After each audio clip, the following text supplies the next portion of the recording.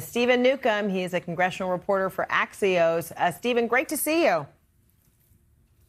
Yeah, thanks for having me. So traditionally, how much of a tone is set for an incoming president through inaugural activities? I think the interesting part here is that the tone is already being set. If you look at what's happened in Congress before President-elect Trump even, enters the Oval Office later this next week, he is going to have a border crackdown bill on his desk by the first day, and he's likely to sign it because a handful of Senate Democrats decided to partner with Senate Republicans. Obviously, the House passed the bill. It will have to go back to the House because it was amended in the Senate. But he will very quickly be able to check off an agenda item that was at the top of his list during the election. So I think the tone before the inauguration has already been set when it comes to the legislative agenda for the Trump administration. Mm-hmm. A lot of times, the general populace feels like they have a real connection with president by either watching or being in attendance for an inauguration.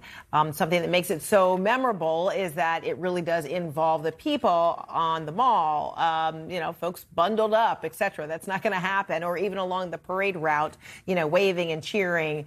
Will that absence take away from what might make this a memorable part of presidential history?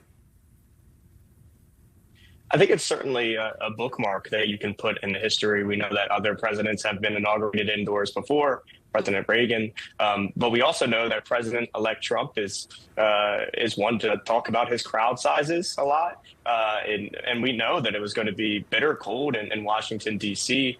This week. So this is also could be a convenient way to not talk about a crowd size if it was going to be blistering cold and not nearly as much folks are showing up. But I'm sure that the Capital One Arena will be packed. I'm sure that the Capitol, the area around the Capitol will still be packed. And I think President Trump will probably take, as he is, every opportunity to connect with supporters. Had there been any big talk about that it was going to be so cold and that perhaps, the crowd wouldn't be optimal and that might be an impetus for this decision making?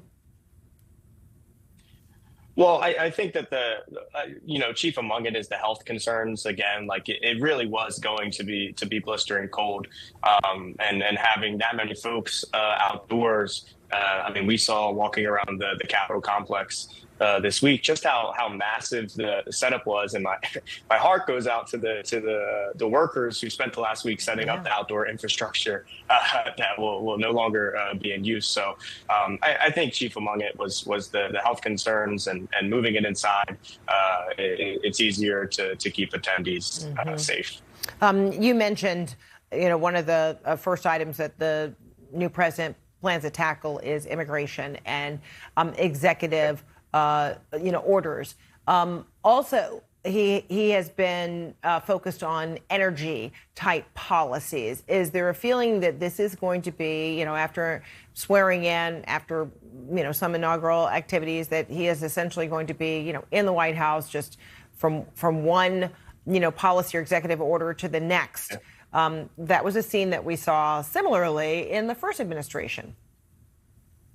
Yeah, I think you're going to see a flood of executive orders come in his first day. It's something, similar that President Biden did in his first day, especially repealing all of the border-related policies that the Trump administration had set up. So I think you're going to see a lot from the White House. I also think that you're going to see a lot of Republican attempts on Capitol Hill to peel back other Biden rules that have been passed down through legislation. Congress has the ability after an administration to roll those back. So I think you're going to see that both on Capitol Hill and from the Oval Office. Mm-hmm. Okay. And also top of mind for the incoming president is seeking confirmation for, his cabinet. We all witnessed confirmation hearings last week, but you recently wrote a piece for Axios where you say Trump's team is worried, that former GOP leader Mitch McConnell's silence, particularly on Tulsi Gabbard, could spell trouble for her path with the nomination for Director of National Intelligence. What more can you tell us on that? Yeah, I think of all the nominees that Trump has sort of pending in the Senate, I think Democrats have sort of zeroed in as Gabbard as the most likely to be able to be sunk. And but while the odds may not be great, we know that the Trump transition team has been nervous. The Gabbard team has been nervous about the silence.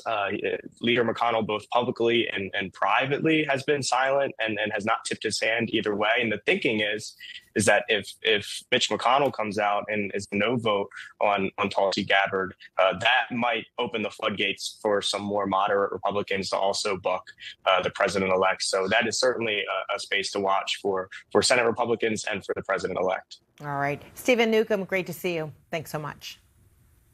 Thank you. All right, coming up, the ceasefire deal between